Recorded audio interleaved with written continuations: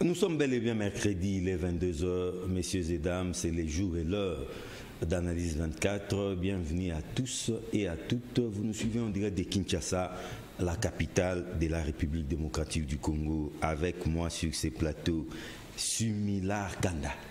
Similar Kanda, elle est coordonnateur national des forces citoyennes populaires, FOSIP, et porte-parole. Ça, nous allons beaucoup plus insister sur ça.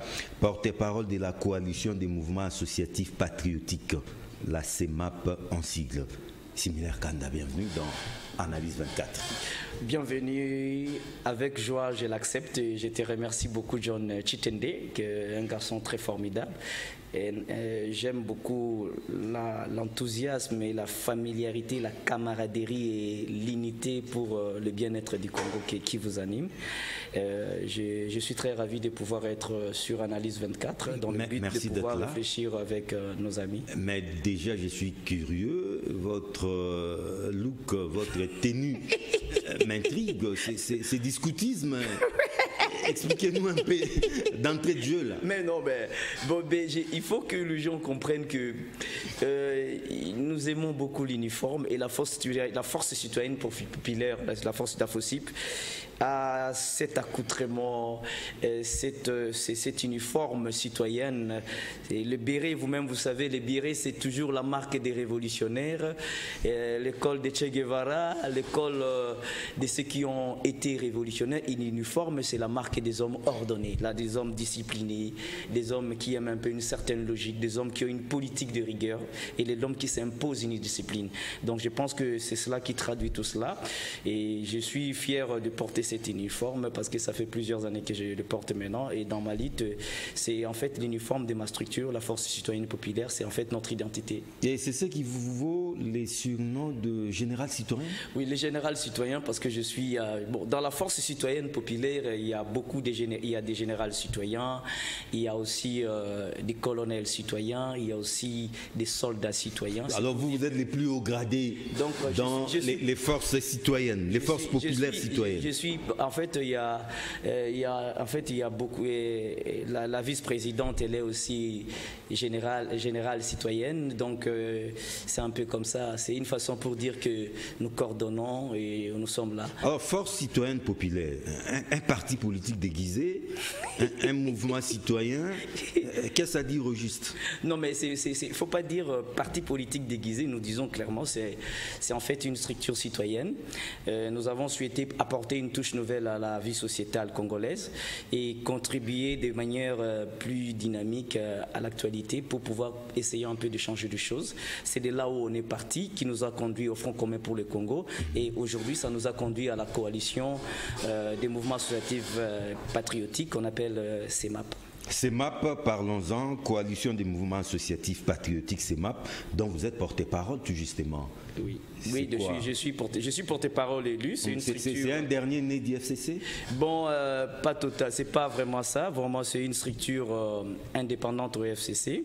C'est une structure en fait qui évolue avec son autonomie et son indépendance de par les ambitions, mais de par sa configuration. Il y a des organes internes et nous avons une indépendance pour dire une autonomie, mais la politique générale, nous suivons la ligne électorale dictée par Joseph Kabila et nous sommes derrière cela. Vous avez dit coalition des mouvements associatifs patriotiques. Il y a à peu près déjà combien de mouvements qui ont adhéré? Bon, il y en a plusieurs. Il y en a plusieurs qui sont là-dedans et nous sommes... Tous mouvements kabylistes? Bon, pas totalement kabylistes, mais il y a aussi des mouvements kabylistes et des mouvements non kabylistes. Il y a aussi des mouvements dont idéologiquement proches du kabylisme, dont des mouvements purement sociaux. Il y a aussi des mouvements purement sociaux, il y a des mouvements... Donc c'est en fait ce qui nous finalise, ce qui nous réunit, ce qui nous fédère en fait, c'est la finalité du bien-être citoyen des Congolais. le bien-être, là, c'est flou, soit un peu plus clair. Bon, le bien-être... Comment vous poursuivez ces Non, biens-là? le bien-être, vous savez, c'est quand on poursuit le bien-être d'abord par la promotion des valeurs républicaines, démocratiques. C'est par cette promotion. Donc, nous poursuivons le bien-être par la promotion des valeurs. C'est en fait ça. Donc, Quelles sont ces valeurs? Bon, les valeurs, vous savez vous-même, contenues dans le kabbalisme, donc contenues dans les valeurs, dans l'action républicaine et citoyenne, dans la démocratie, il y a des valeurs qui constituent en fait l'établissement d'un État véritablement basé sur les droits. Similar Kanda, coordonnateur national des forces citoyennes populaires FOSIF, porte-parole de la CEMAP, Coalition des mouvements associatifs patriotiques. Vous êtes du FCC, n'est-ce pas? Bon, vous ne vous en cachez pas. Non, écoutez, il y a ceci. Comment vous commencez à balbutier? Ouais. Non, mais non, vous voulez, John, il y a ceci. La CEMAP est une structure appendice du FCC. Indépendante. C'est une structure indépendante qui évolue de façon indépendante. Non, mais vous êtes né des entrailles du FCC. Pourquoi vous ne voulez pas les dire? Dire des entrailles, dire des entrailles, cela veut dire que c'est sur initiative du Front commun pour le Congo. C'est initiative des associations qui ont déploré le fait que les faits qui se sont déroulés et dont la défection de certains dont on a appelé généralement la transhumance, des gens qui allaient de gauche à droite. Il y a eu une vagabondage, des gens qui ont tout eu de Joseph Kabila et qui l'ont trahi assez facilement, qui ont démontré une certaine manque de maturité, une certaine manque de sens patriotique. Alors c'est un peu cette sursaut qui a eu parmi beaucoup des associations qui se sont réunies, et nous avons trouvé bon de faire un mémorandum. Et notre mémorandum, nous l'avons transmis à Joseph Kabila via le coordonnateur Némi Moulania, et dont à la suite ça a fait naître la coalition CEMAP. Donc là, je sens que vous tenez à tout prix à marquer vos distances avec les FCC. Non, ce n'est pas marquer des distances, ce n'est pas tout simplement ça, c'est seulement que les Fronts communs pour le Congo existent, comme coordonnateur Némi Moulania, et qui est un homme qui nous avait reçus avec beaucoup d'amour et beaucoup de passion, et qui nous avait témoigné beaucoup de fraternité, qui avait souhaité nous aider dans le peu d'initiatives que nous pouvons avoir. Mais chaque jour qui passe ici, les FCC subit. Il y a des départs en masse, que ce soit des cadres, même les hommes des sérails de Joseph Kabila Kabange, qu'on ne pensait pas qu'un jour il pouvait s'éloigner de Joseph Kabila Kabange. Tous ces départs en cascade vous inspirent quel commentaire? Vous renseignent en quoi? Ça, en fait, ça vous fait rire. Ça fait rire parce que beaucoup qui sont partis, c'est comme si beaucoup aussi comprennent que Joseph Kabila c'est une personne de valeur. Beaucoup commencent déjà à comprendre cela, et beaucoup commencent déjà à vraiment avoir beaucoup commencent à comprendre. Nous avons compris ça avant eux, et partout là où ils sont en train de partir, on a des échos. Les gens reconnaissent la grandeur d'esprit, la grandeur d'homme d'État de Joseph Kabila, commencent à voir, et même par les faits réels de la vie de tous les jours. Nous, ce qui nous a beaucoup déçus par rapport à tout ce qui se passe aujourd'hui, et que les gens puissent trahir aussi facilement, parce que vous savez, une personne, c'est en fait la base, l'élément de base qui guide la personne. Aujourd'hui, nous ne pouvons pas être des citoyens sans valeur, des citoyens qui ne se basent sur aucun principe moral, des citoyens sans moralité. En fait, vous arrivez à trahir facilement, et à coup sûr, là où vous allez encore trahir, ou soit parce que lorsque vous croyez que vous avez cru que vous allez avoir par exemple un mouton ou une vache, vous ne parvenez pas à l'avoir, et par après vous vous rendez compte que vous venez d'avoir un œuf, et vous commencez à murmurer, à mijoter, tout ça, c'est pas intéressant. Le Congo doit avoir des hommes d'État dignes pouvant conduire ces pays de l'avant. Ça serait une bonne chose. C'est une tristesse de voir que une classe politique qui a été aux affaires de l'État pendant longtemps, et on comprend aujourd'hui la plupart des mots dont la République connaît. On comprend la source, on comprend que les gens n'étaient pas animés d'une certaine manière, d'une bonne foi à pouvoir servir la République. Et la coalition CEMAP, c'est une coalition associative qui veut se baser plus sur des valeurs pour la construction d'un État véritablement démocratique. Non, mais quand vous dites ça, il ne faut pas que ça soit comme une sorte d'incantation, similaire Kanda. Vous allez y parvenir comment? Bon, les moyens du parvenir, ça c'est vrai. Oui. Nous avons les moyens notamment qui sont d'abord aussi faire la promotion des valeurs, tout simplement par des actions citoyennes, soutenir l'élan, faire la promotion des acquis majeurs de la République. Ça nous permet d'avancer dans le sens, la valorisation de ces dont beaucoup de gens... Vous savez, lorsque vous avez des citoyens tellement ingrats, lorsque vous avez des gens qui arrivent à tout régner en bloc, que le kabylisme n'a rien apporté au Congo, que Joseph Kabila n'a rien apporté, c'est pourquoi vous verrez il y a des acteurs politiques qui avancent sans repère.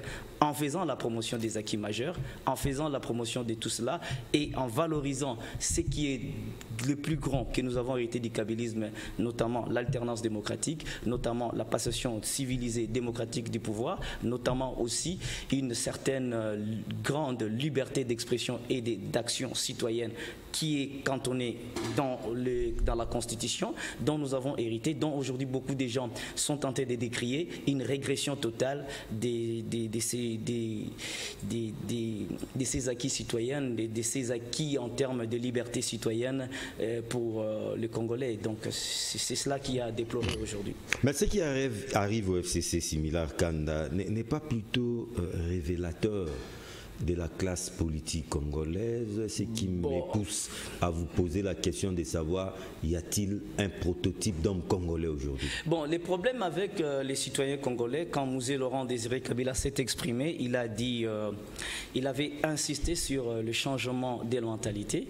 Joseph Kabila, qui est son fils biologique et politique, a suivi la même voie que son père en insistant sur le changement de mentalité.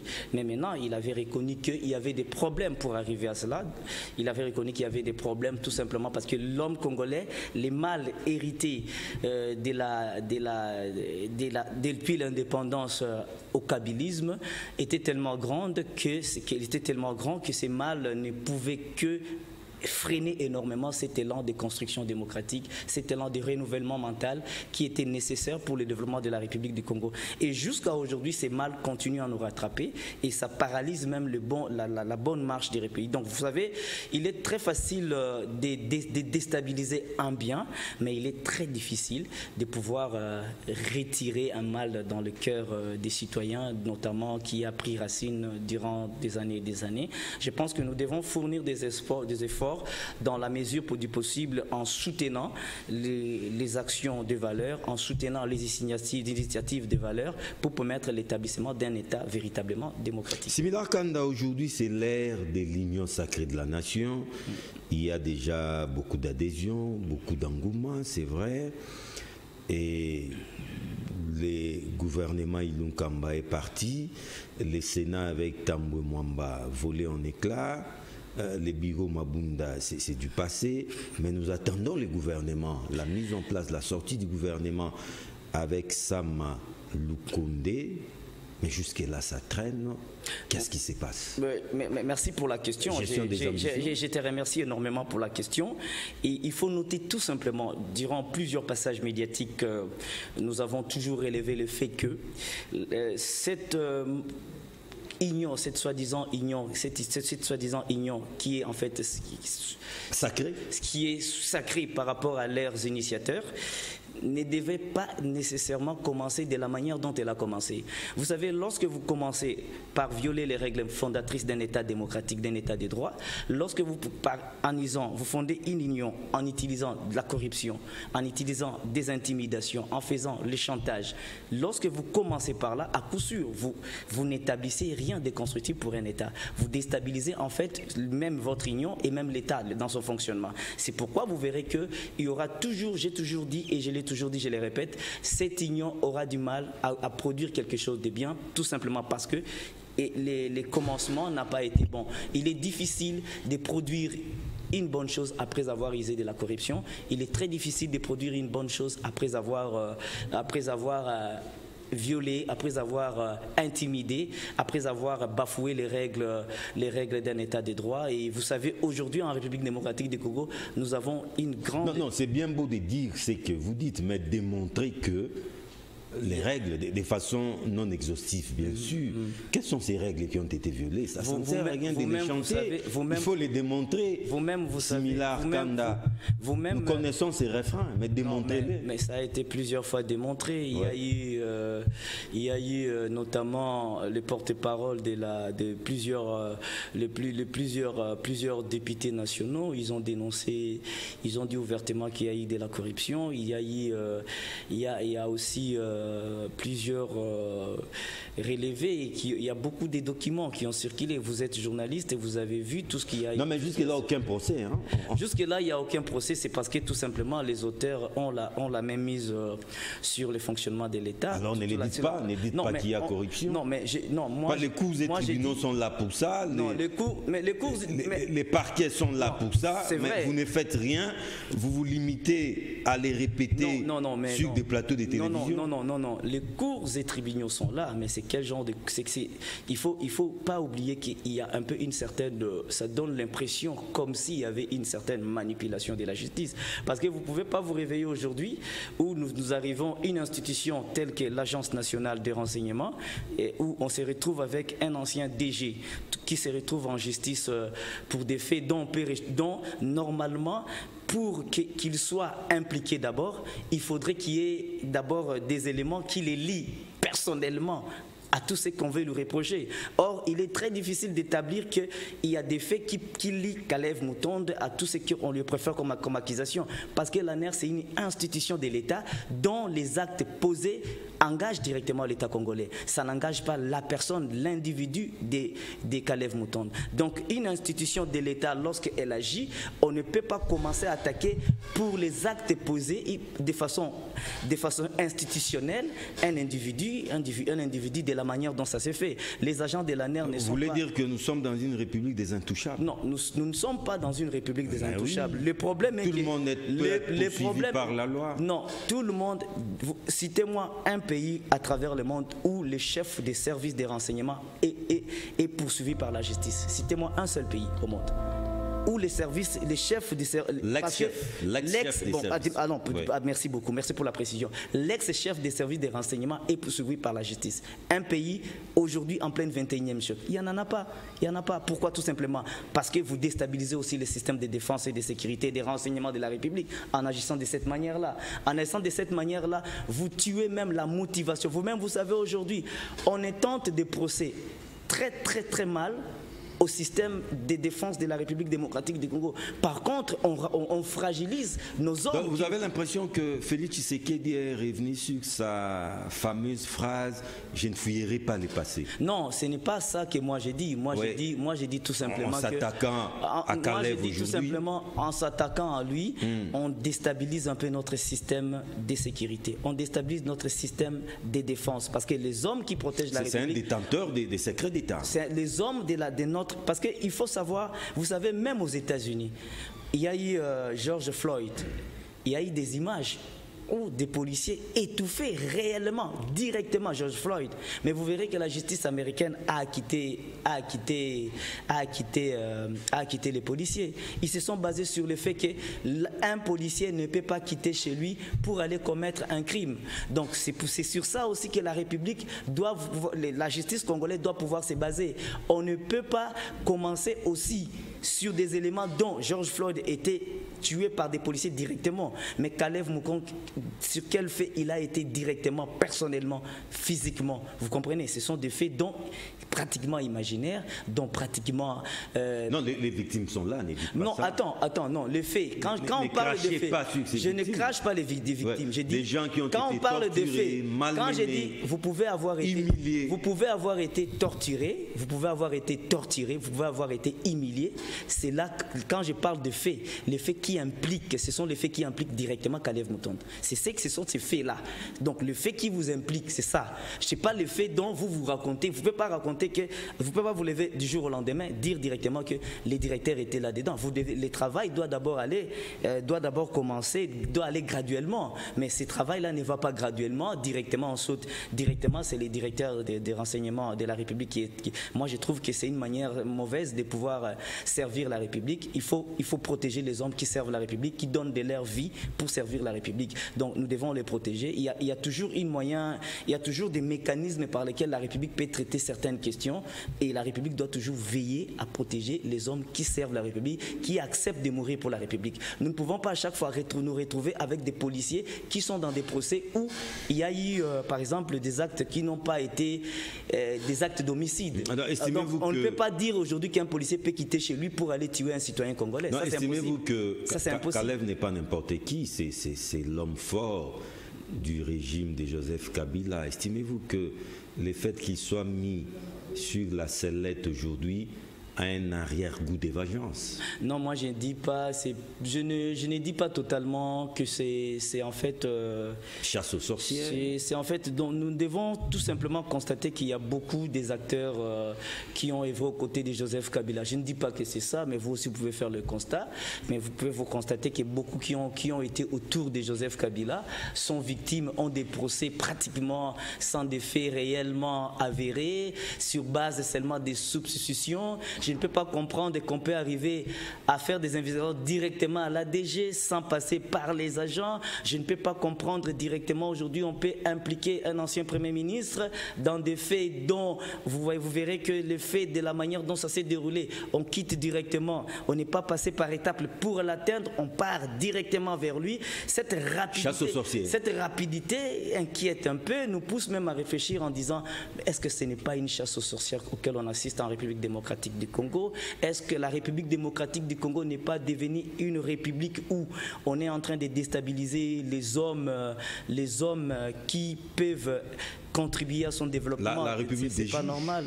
Non, la République des juges, ce n'est pas une bonne République. Moi, je pense que la République fondée sur les droits, c'est une bonne chose. On ne peut pas avoir des juges tout puissants qui arrivent à violer même les principes des droits, à violer même les règles des droits, à violer même les lois, pour tout simplement arriver à faire couler des hommes, des citoyens congolais sur base des choses non avérées. C'est un procès. Similar Kanda, 2 ans après, comment allez-vous évaluer l'alternance pacifique? Bon, sommes-nous avancés? Continuons à marquer les pas?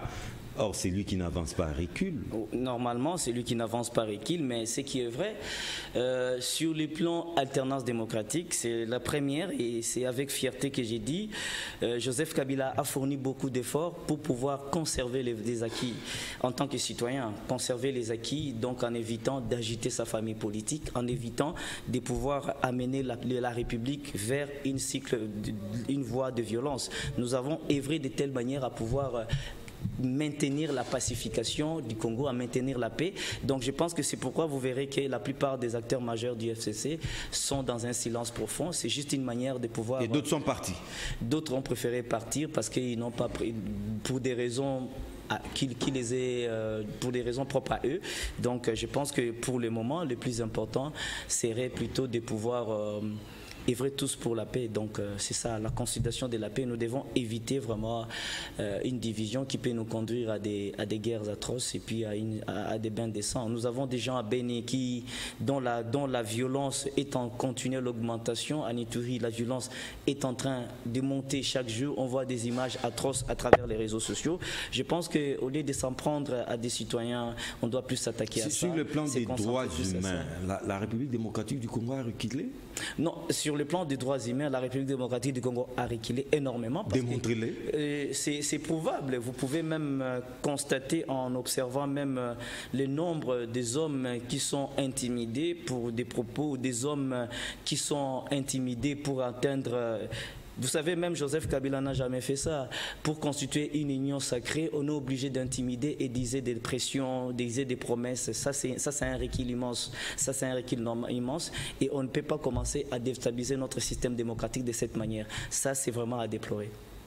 Et puis ce qui arrive en fait, ce qui est arrivé dans l'ensemble de la République, vous-même vous savez, tout ce qui se passe même dans les lois là-bas avec Zoé Kabila, vous verrez que c'est totalement antidémocratique ce qui se passe là-bas. Un gouverneur qui subit une forte pression. Mais il n'a qu'à adhérer à l'Union sacrée s'il veut s'échapper. Est-ce que nous allons faire une République? C'est aussi simple que ça. Alors ce qu'il faudrait faire aussi, changer aussi la dénomination de la République, appeler la République actuelle la République Union sacrée. Comme ça tout le monde va y adhérer à coup sûr. Comme ça même dans aux allures du père parti-État. Aux allures du père parti-État, comme ça tout le monde y sera dedans. Donc aujourd'hui on veut reporter même les élections tout simplement parce que les gens veulent s'accrocher au pouvoir. Vous-même vous savez, on nous parle de l'identification. Pour cette intention, similaire Kanda. J'ai dit, quand on veut absolument fusionner l'identification de la population aux élections de 2023 et puis on arrive tout simplement à... Similaire Kanda, avez-vous une carte d'identité? Non, nous en avons tous en République démocratique du Congo, tout le monde en a. Oui, vous en avez. Ah bon? Là, en République démocratique du Congo, il existe 2 cartes d'identité, vous les savez. Il y a le passeport congolais et la carte qu'on appelle communément la carte d'électeur. C'est une carte d'identité. Dans une république sérieuse, peut-on assimiler une carte d'électeur à une carte d'identité? Mais non, c'est ça le problème avec beaucoup de gens n'arrivent pas à comprendre. Et pourquoi devons-nous continuer de la sorte? Non. La carte d'électeur tient lieu des cartes d'identité. Mais est-ce normal? Est-ce sérieux? Non, c'est sérieux, c'est normal. C'est sérieux, c'est normal. Il n'y a rien de méchant là-dedans ou rien de comment que les termes, rien de dégradant pour des citoyens. Tenez par exemple, il y a toujours eu des problèmes des fichiers électoraux dans ces pays, même des fichiers tout court. On n'a jamais su dans ces pays qui est congolais, qui ne l'est pas. On a du mal à les savoir parce que tout simplement, il n'existe pas des documents. D'où le recensement. D'où l'importance du recensement. Kabila Joseph arrive. Il faut savoir que même l'identification des électeurs fait par la CENI peut être considérée aussi comme une identification. Parce qu'on identifie les personnes avant de lui attribuer une carte d'électeur. Donc on l'identifie. Ça peut être pris comme une identification. Mais l'identification dont eux parlent, c'est une identification générale. Or, une identification générale de tous les citoyens, même des électeurs, même des non-électeurs, je trouve qu'elle est pratiquement inopportune. Pourquoi? Tout simplement parce que la carte d'électeur tient les cartes d'identité. Et les cycles électoraux dont nous sommes passés nous ont permis tout simplement à nettoyer, à avoir et à réavoir et à continuer et à nettoyer et à nettoyer. Aujourd'hui, on a un fichier qui peut servir même pour l'identification. Et les éléments... Qui est congolais, qui ne l'est pas? Sommes-nous à combien? Pouvez-vous répondre à toutes ces questions? Non, vous savez vous-même qu'aujourd'hui, la question électorale, elle est prioritaire. La question électorale, elle est prioritaire. Pourquoi? Tout simplement parce que la question électorale, c'est une question de paix. Elle est prioritaire, mais elle n'est pas essentielle. Pour que la République démocratique du Congo existe, cela ne veut pas dire nécessairement élection. Non, nous avons déjà organisé les élections dans ces pays. Qu'est-ce que ça a apporté aux Congolais?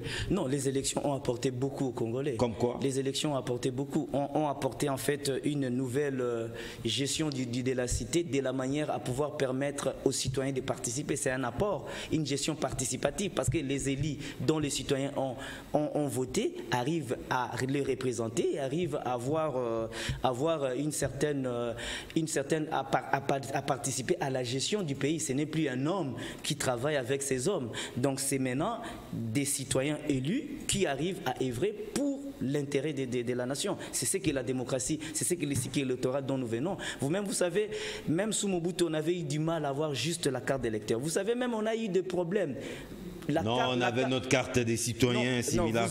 Vous oubliez. La carte verte. L'impression de la carte verte s'était arrêtée en quelle année? C'est là où beaucoup de gens oublient. Ça s'était arrêté en quelle année? Vers les années 83-84. C'est là où l'impression s'était arrêtée. Il n'y en avait plus.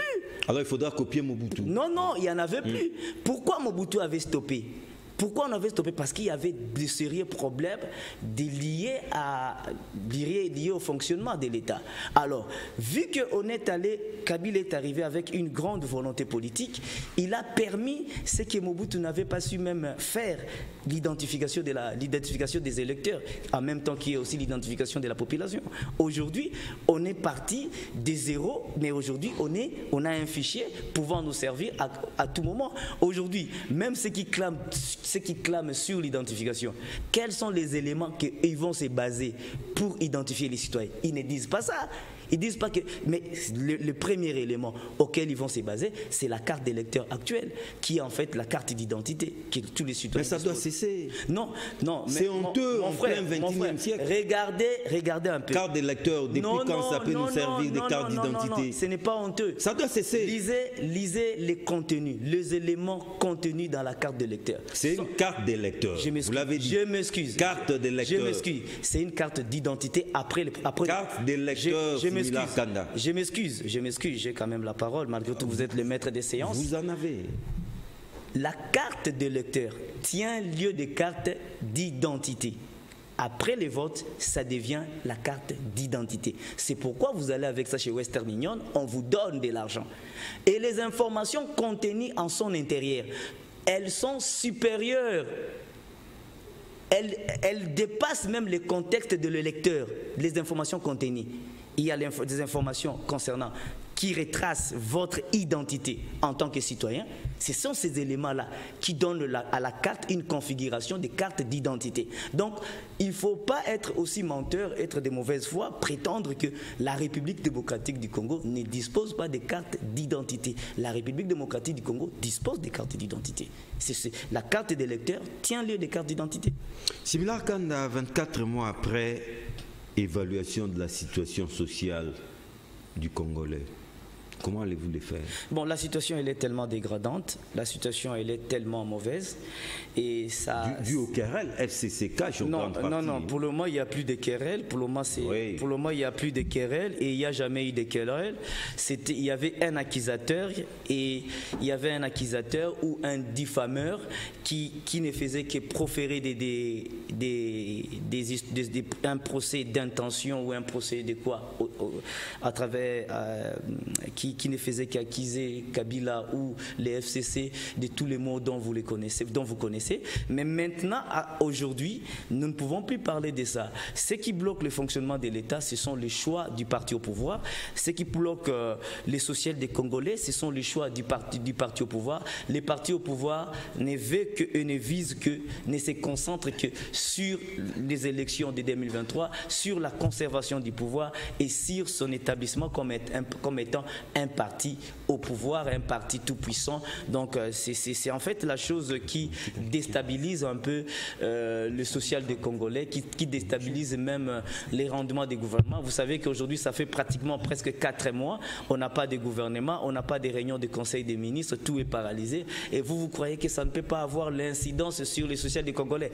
Il y a obligatoirement et normalement, il doit toujours y avoir une incidence. C'est cette incidence qui fait qu'aujourd'hui, les prix des produits et les prix des produits de consommation des premières nécessités ont dépassé le seuil de tolérance possible pour les citoyens, et jusqu'à présent il n'y a rien. Mais on l'a aussi connu avec Kabila. Non, mais avec Kabila, Tshisekedi n'a pas fait pire que Kabila. N'ayons pas une mémoire courte. Je vous dis, vous vous trompez quand vous dites que Tshisekedi n'a pas fait... Ne faisons pas des analyses sélectives. Pas sélectives. J'ai toujours aimé être objectif. Je n'ai jamais aimé être partisan. Je n'ai jamais aimé ça. Quand quelque chose est correct, nous devons appuyer. Quand quelque chose est incorrect, nous devons dénoncer. Ce que je vous dis en toute honnêteté est que rappelez-vous, avant qu'on puisse avoir les 2 ans du gouvernement où on a eu un gouvernement sous Kabila, de 2016 en 2018, vous-même vous savez, ceux qui ont été premiers ministres provenaient de quelle tendance politique, et ceux qui ont œuvré et la manière dont ils ont œuvré, et c'est pratiquement la même tendance, c'est pratiquement le même système de gestion des affaires de l'État qui continue. Et ce système-là est à déplorer. C'est déplorable qu'on puisse arriver à avoir une certaine dispersion des énergies, une certaine dispersion des ressources de la République. De cette manière-là, on ne peut pas avoir une présidence de la République qui a toujours beaucoup qui a toujours une consommation supérieure par rapport à la réalité, et on ne peut pas avoir aussi tout ce qu'on a. La République doit pouvoir arriver à économiser, la République doit pouvoir arriver à épargner.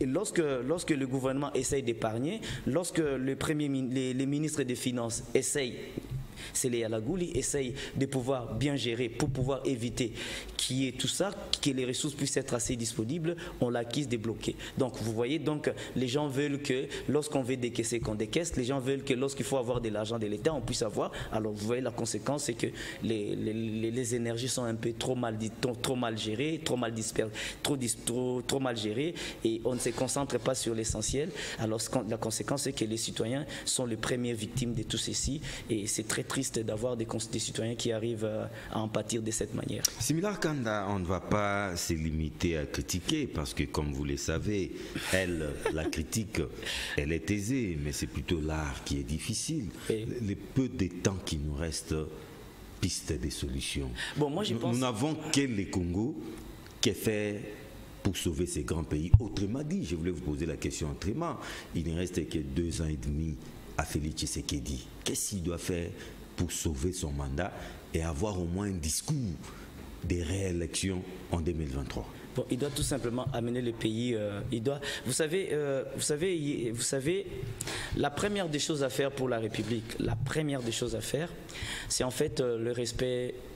Vous savez, il y a eu tellement de choses qui ont tellement paralysé la cohésion. Surtout avec l'FCC cash. Hein?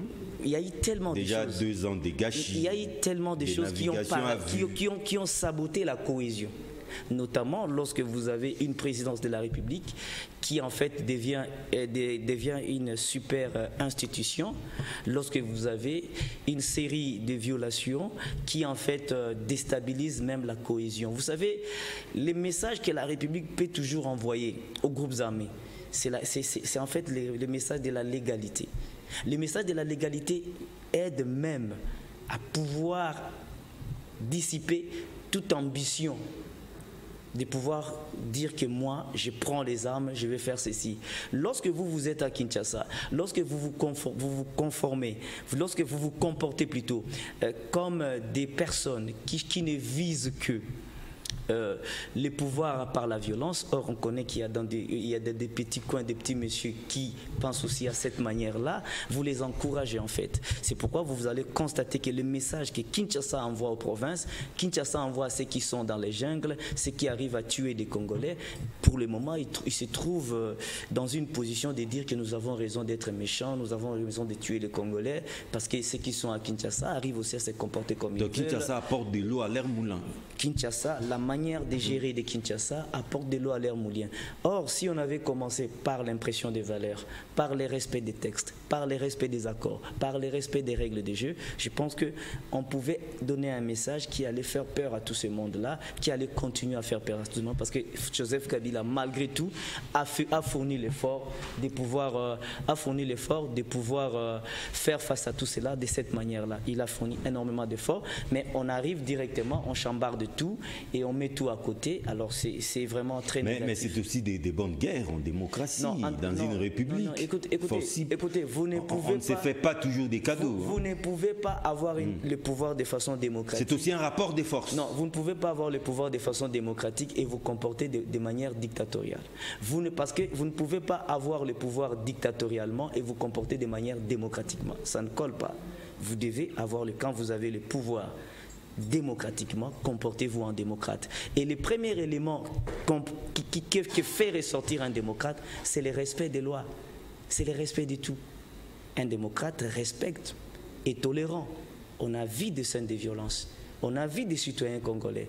On a vu Jean-Marie Kassamba être pillé, où il a perdu plusieurs véhicules luxueux.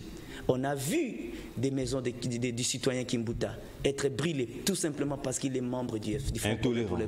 L'intolérance qu'on a établie, ce sont des messages qu'on a envoyés aux groupes armés. Nous sommes violents ici, vous êtes violents là-bas. Eh bien, nous sommes dans le Congo, les Congo jungle, le Congo où tout le monde peut faire tout ce qu'il veut. Ce sont ces types de messages qui paralysent l'action de Félix Tshisekedi. Ce sont ces types de messages qui déstabilisent son action en tant que président de la République. Similar Kanda, En quelques secondes seulement, ça sera votre conclusion.